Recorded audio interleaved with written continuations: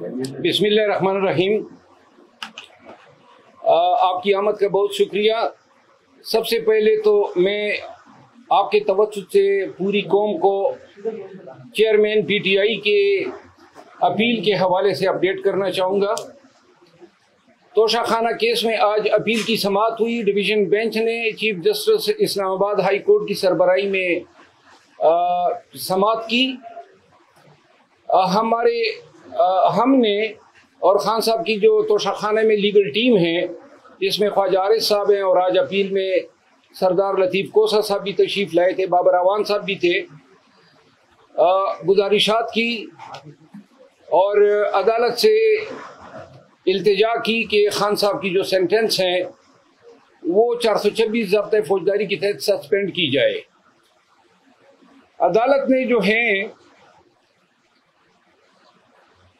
बावजूद अपना ये कार्रवाई जो है उसमें नोटिस जारी करना ज़रूरी समझा और गालिबन जहाँ तक मुझे याद है 4 दिन के बाद उन्होंने कहा कि ये केस दोबारा सुना जाएगा। क्योंकि पाकिस्तान में कानून जो है शॉर्ट सेंटेंसेस जो 3 साल से लेके 5 साल और दूसरी कैटेगरी है 5 से 7 साल तक, जो 3 से 5 साल होते हैं वो ऑर्डिनरीली अमूमन पहली पेशी पे सस्पेंड हो जाते हैं। ताहम इस केस का प्रोफाइल देख के या अदालत ने खुद ज़रूरी समझा तो उन्होंने जो है 4 दिन के बाद जो है कार्रवाई टेकअप करने का इंदिया दिया। आज 2-3 डेवलपमेंट्स और हुई। एक तो कल हम गए थे इस्लामाबाद हाई कोर्ट के हुक्म पर, मैं और उमेर नियाजी एडवोकेट चेयरमैन पीटीआई से मुलाकात के लिए। Chief justice Islamabad high court Aamir Farooq साहब ने तहरीरी हुक्मनामा जारी किया जिसमें मेरा नाम था, उमेर नियाजी साहब का नाम था, मेरी रिट पिटीशन थी जिसमें उन्होंने डायरेक्शन दी कि इनकी चेयरमैन पीटीआई के साथ मुलाकात कराई जाए। हुक्मनामा तहरीरी तौर पे मुसद्दक़ का नकल हमें ताख़ीर से मिली। जो जब हम वहाँ पे पहुँचे तो तकरीबन 7 और 7:30 के बीच का टाइम था, जिस पर जहाँ पे नाका लगा है पुलिस का वहाँ उन्होंने हमें रोका और कहा कि जी हम इत्ला करते हैं। कोई 1 घंटे के बाद जो है डिप्टी सुपरिटेंडेंट अब जेल सुपरडेंट का ये पैगाम लेकर आए कि चूंकि 6 बजे हम क्लोज कर चुके हैं गिनती, तो लिहाजा मुलाकात नहीं हो सकती है। चूंकि खुद हम इस कानून के पेशे से वाबस्ता है और हमें उनकी मजबूरियों का इदराक था, ताहम उन्होंने फिर हमें कहा कि आप मजीद इंतज़ार कर ले, अगर सुपरडेंट साहब जो हैं वो आपको इजाज़त दे। इंतज़ार बीसीआर के बावजूद हमें इजाज़त नहीं मिली। यहाँ पे हमारी कमिटमेंट्स थी इस्लामाबाद में, तो हम वहाँ से रवाना हुए और इस्लामाबाद पहुँचते हुए रास्ते में हमने इस हवाले से वीडियो भी जारी की। आज सुबह चीफ जस्टिस साहब को मैंने इन्फॉर्म किया कि गरचे आपका हुक्मनामा चूँकि हमें ताख़ीर से मिला था तो जेल हुकाम ने ये बहाना बना के हमें मुलाकात नहीं दी। जिसके बाद जो है आज चीफ जस्टिस साहब ने चेयरमैन पीटीआई की वो पिटीशन जिसमें उन्होंने A-B क्लास का मुतालबा किया है और अडियाला जेल मुंतकिली की इस्तदा है, अपने मुआलिज वकला खातून खाना अपने बहनों के साथ जो रसाई या मुलाकात की जो इजाज़त है उस मुकदमे की समाअत की। और अभी तक तहरीरी हुक्म हमारे सामने नहीं आया है, लेकिन शायद जो है अदालत ने कानून के मुताबिक हमें इजाज़त दी है। जिसके बाद मैं शहरियार अफरीदी साहब के केस में पिंडी हाई कोर्ट गया, लाहौर हाई कोर्ट पिंडी बेंच। वहाँ मैं उस अदालत में बैठा था कि इस दौरान मुझे व्हाट्सएप आई और ये एक FIR मुझे मौसूल हुई जो कि अटक पुलिस ने दर्ज की है डिप्टी सुपरिटेंडेंट जेल के इमा पे कि जी वहाँ जब हम गए तो वहाँ हमने आतापाइयाँ की, कपड़े पाड़े। बहरहाल ये ऐसे ही FIR है चेयरमैन पीटीआई के खिलाफ जिस तरह ये FIR थी, किसी से तलख गुफ्तगू तक नहीं हुई। ना हम उम्र की इस हिस्से में है कि सिपाहियों से हम हाथापाइयाँ करें, और हमें इदराक है इन चीज़ों का। लेकिन अफसोस इस उम्र पे होता है कि जेल सुपरिटेंडेंट और DPO, जिसका नाम डॉक्टर गियास गुल है, ये कंपनी के अलाकार बने और उनकी इमा पे इन्होंने हम पे ये FIR दर्ज की। FIR में इल्ज़ामात हैं, और हम ये एक चीज़ उनको दाद देते हैं कि थोड़ी सी शराफत ये दिखा दी, और जिसके ये मुस्तहक हैं कि कपड़े फाड़ने का इल्ज़ाम चलो मर्द का लगा दिया है, शुक्र है किसी रिश्तेदार खातून का इल्ज़ाम नहीं लगाया। डॉक्टर गियास गुल जो है, उसने मुझसे थोड़ी देर कबल उन्होंने मुझे कॉल की। मैं टाइम बता देता हूँ, और चूंकि वो इस्लामाबाद में काफ़ी अरसा SP SSP वगैरह रहे हैं, ये 1:15 पे उन्होंने मुझे कॉल की, और इनके कॉल से मुझे पता चला दो चीज़ों का, कि इसकी बेगम जो कि DMG ऑफिसर हैं, जो यहाँ एक घर पे कब्जा करना चाहती थी, और जिसमें मैं मुखालिफ फरीक का वकील था, और वो कब्जा करना मैंने उनको कब्जा करने नहीं दिया। और दूसरा, इसने कोई प्लाट लिया है गैर कानूनी तौर पे, जो दूसरे एक PSP ऑफिसर ने चैलेंज किए, और मैं उनका वकील हूं, और ये उसके साथ जो है आउट ऑफ द वे नेकी की गई थी, तो वो उस केस में भी रिस्पोंडेंट हैं, और मैं इसका मुखालिफ वकील हूं। तो इन चीज़ों का हवाला देते हुए उन्होंने कहा कि जी आपको अंदाज़ा हो गया होगा। तो मैंने उनको कहा कि मोहतरम, मुझे तो ये इन छोटी छोटी चीज़ों का इल्म नहीं होता है, लेकिन आपकी इतनी औकात नहीं है कि आप मुझ पे डायरेक्ट FIR करें। अगर आपकी पुष्टपनाही वो लोग न कर रहे हो जो आजकल पूरे पाकिस्तान में लोगों पर FIR कर रहे हैं। उन्होंने मुझे फ़ोन पर धमकियाँ देने की कोशिश की, जिस निस्बत मैंने थाना सेक्रेटेरिएट में उनके खिलाफ धमकियाँ देने 25D टेलीग्राफ एक्ट के तहत FIR करने की दरख्वास्त की है। साथ ही चूंकि इन लोगों ने कानून का मजाक उड़ाया है, और हाई कोर्ट के हुक्म पे हम गए थे, मुलाकात आपने नहीं करनी दी, उसके बाद इस हद तक आप लोगों का गिर जाना इन इदारों के लिए कि आप ये इल्ज़ाम तराशियां कर रहे हैं। अब ये चीज़ आज की पहली वारदात नहीं है। मैंने 15 दिन पहले मीडिया के साथ टॉक्स के जरिए आपको आगाह किया था कि हमें धमकियां मिल रही हैं, ये हमें काम से खान की चेयरमैन PTI की वकालत करने से रोकना चाहते हैं। चेयरमैन PTI के तकरीबन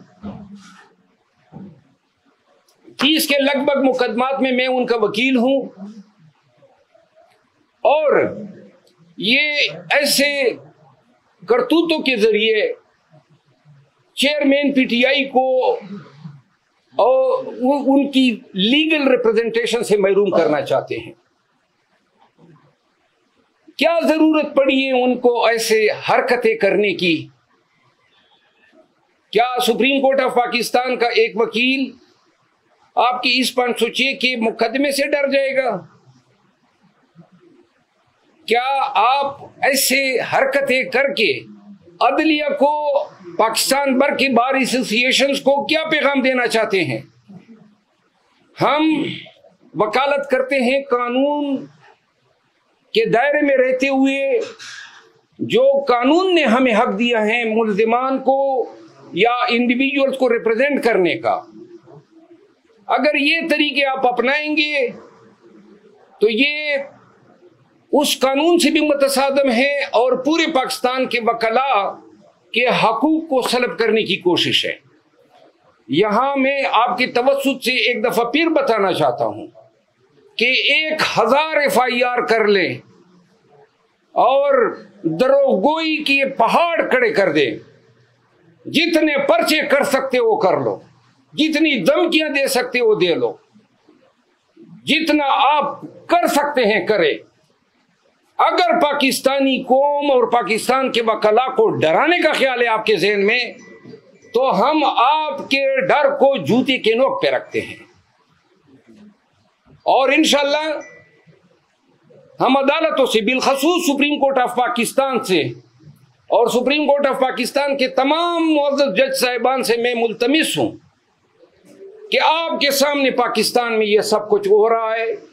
पाकिस्तान के अवाम का जीना दो बर किया हुआ है, पाकिस्तान के वकला के घरों पे छापे मारे जा रहे हैं, पाकिस्तान के सिटीजन्स अगवा हो रहे हैं। कल शहरियार अफरीदी को 3 MPO जो था उसमें आज तारीख लगी थी, इस पिंडी हाई कोर्ट ने इस पे गुस्से का इजहार किया था कि जी शहरियार अफरीदी को फिर ये 5वीं दफा आपने 3 MPO में क्यों मुलविस किया।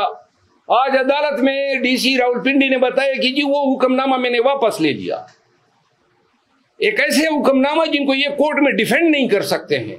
शहरियार अफरीदी के भाई को कल रात 12:50 पे, रात के 12:50 पे उन्होंने DC जेलम ने 3 MPO खत्म किया और उनको नामालूम अफराद के हवाले कर दिया।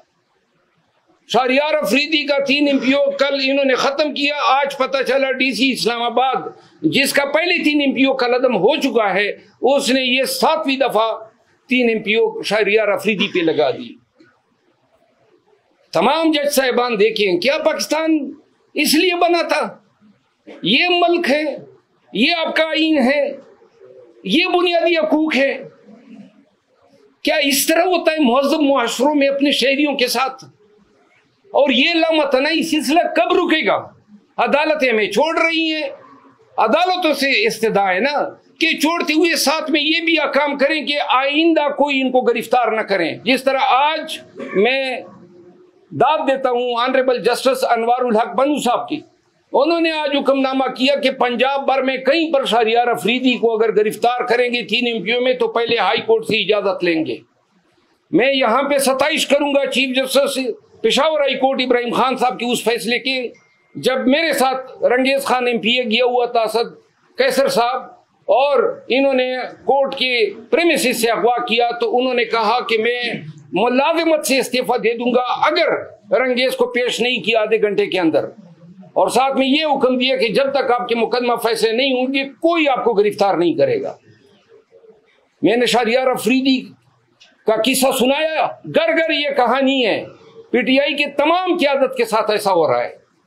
एक तरफ हमारे खिलाफ ये जेली FIR की, दूसरी तरफ इन्होंने नईम हैदर पंजोता को FIA ने 8 साढ़े 8 घंटे अब से बेजा में रखा।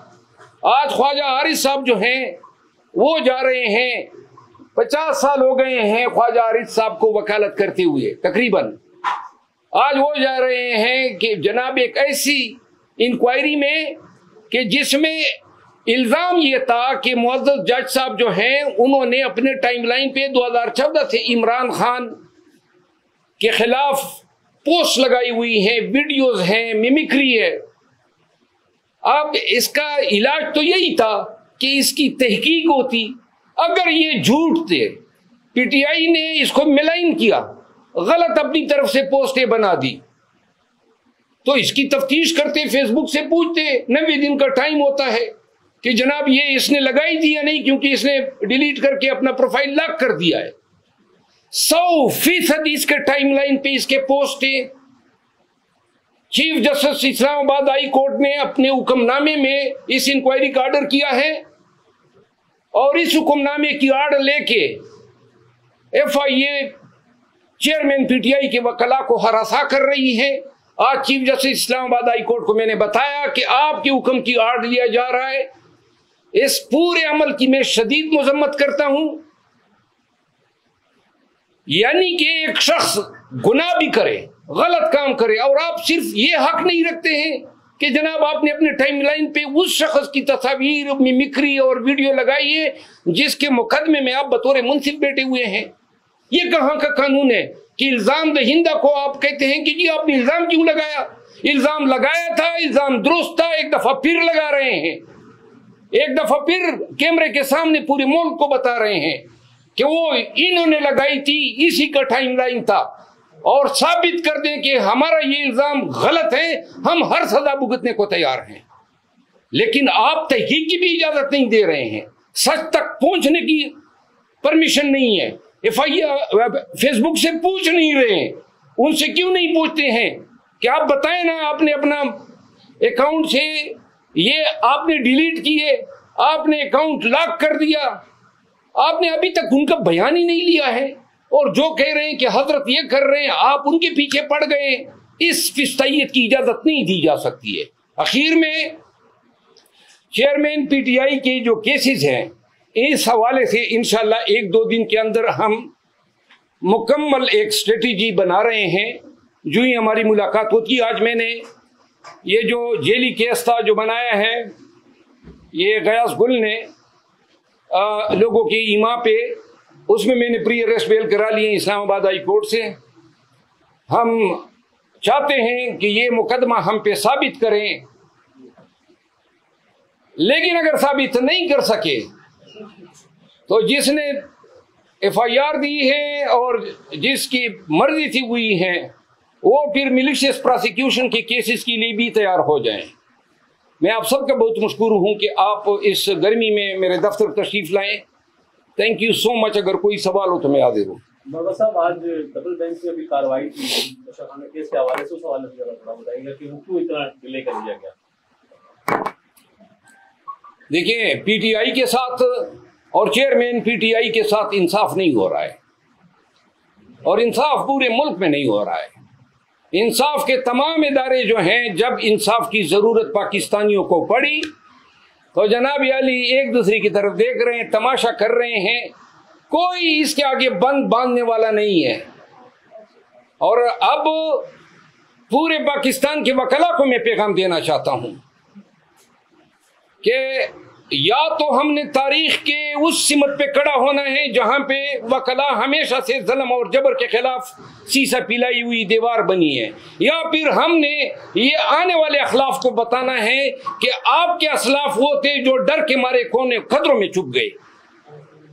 जी अच्छा सर, आपके ऊपर भी अभी प्रेशर बिल्डअप हो रहा है, जैसे आप मुकदमा हुआ, तो आप इस रास्ते से हटेंगे खान साहब का जो साथ दे रहे हैं, क्योंकि आपके ऊपर ज्यादा नजरें हैं इस वक्त PTI कारकुनान की और उनके। जनाब, मैं शायद इन सब का प्रिंसिपल टारगेट हूं, और मैंने आज ट्वीट में भी कहा है कि जब तक सांस में जान में जिंदगी है, सांस है, तो खान के साथ हैं, खान के केसेस लड़ेंगे।